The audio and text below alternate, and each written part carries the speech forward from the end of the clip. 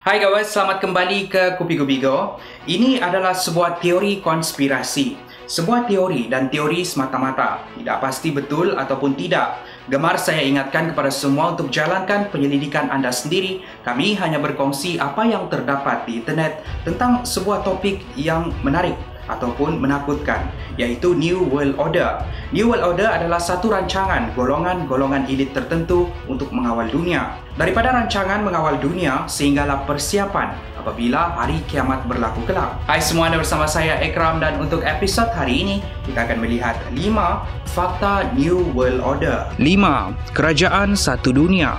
Tujuan utama New World Order adalah untuk mengawal dunia dan mewujudkan kerajaan satu dunia. Dengan itu, mereka dapat mengawal populasi dunia dari sudut pemikiran, psikologi, perbuatan dan juga memastikan seluruh penduduk dunia akur dengan mereka. Mereka yang terdiri daripada golongan elit dunia ini akan menubuhkan kerajaan jenis totalitarian. Agenda New World Order ini mula menjadi perhatian masyarakat dunia apabila George Bush Senior sendiri membuat ucapan yang kerajaan mereka akan melaksanakan agenda New World Order. Selain itu juga, George Senior mengatakan yang tujuan utama New World Order akan dilaksanakan untuk tujuan keamanan, kebebasan dan juga pelaksanaan undang-undang. Perkara ini dikecam oleh seluruh masyarakat dunia kerana mereka akan berlagak untuk menjadi ketua yang mengawal dunia. 4.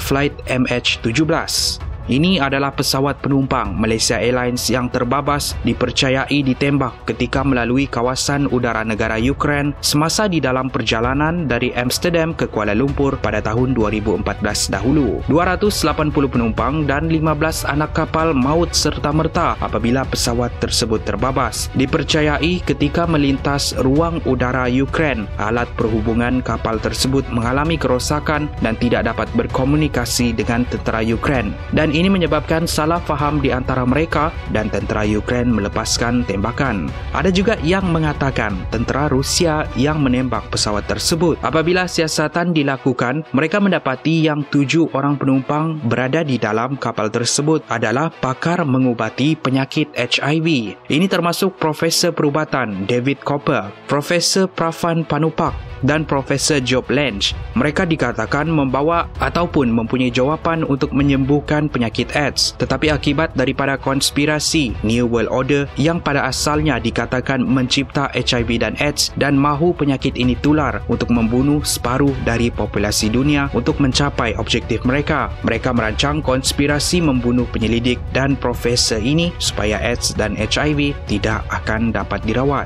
3. Perubahan cuaca. Sebuah lagi konspirasi yang pelik bila ramai ahli konspirasi teori menganggap yang golongan elit New World Order ini mempunyai teknologi untuk mengawal cuaca. Dengan teknologi ini, mereka boleh menyebabkan sesebuah kawasan, khususnya negara, mengalami musim sejuk ataupun musim panas, membuatkan mereka mudah untuk mengawal struktur ekonomi negara tersebut. Apa yang lebih menakutkan, mereka dikatakan boleh menggunakan teknologi ini sebagai senjata. Contohnya pada tahun 2013 dahulu, Rusia dikejutkan dengan satu hujan meteor yang jatuh di kawasan Chelyabinsk yang mencederakan 1,500 orang dan merosakkan 4,000 bangunan. Apa yang lebih mengejutkan, ahli politik Rusia mengatakan yang itu adalah uji kaji senjata terbaru Amerika dan satu cubaan untuk menyerang Rusia. Senjata dan teknologi mengawal cuaca ini dikatakan dilakukan oleh DARPA. Bukan sahaja hujan meteor, tetapi mereka juga dikatakan mampu mencetuskan gempa bumi. Adakah insiden ini mempunyai kaitan dengan konspirasi teori New World Order ataupun tidak? Adakah senjata ini betul-betul wujud untuk digunakan? Jalankan penyelidikan anda sendiri. 2. Mengawal minda. Kalau tadi kita lihat bagaimana teori konspirasi mengatakan yang New World Order ini boleh mengawal cuaca, ini pula adalah konspirasi mengatakan yang mereka boleh dan sedang mengawal minda penduduk dunia. Antara insiden awal yang dikaitkan dengan perkara ini adalah kajian MK Ultra yang diakui sendiri oleh Amerika Syarikat. Kaedah yang lain adalah dengan menyebarkan propaganda mereka melalui berita, sejarah dan juga hiburan. Dengan itu mereka akan mengawal budaya dan juga struktur sosial masyarakat. Sesiapa yang terpengaruh dengan agenda dan propaganda mereka ini akan akur dengan undang-undang yang ditetapkan,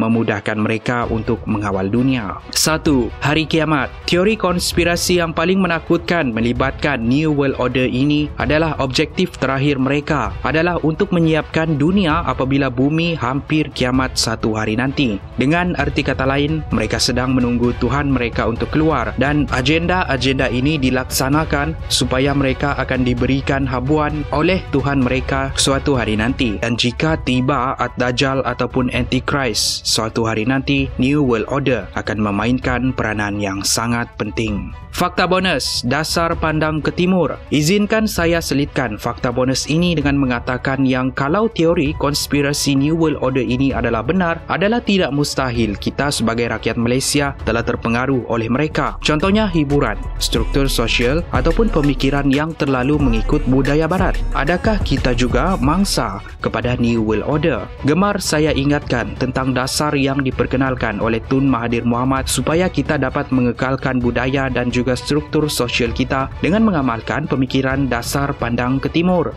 Saya telah perkenalkan pandang ke timur sebab di timur ada Jepun dan sekarang ini ada Korea, ada juga negara China. Mereka maju dengan pesatnya sebab kualiti budaya mereka. Mereka bekerja keras, mereka tentukan hasil kerja yang terbaik mungkin dan mereka berjaya bersaing.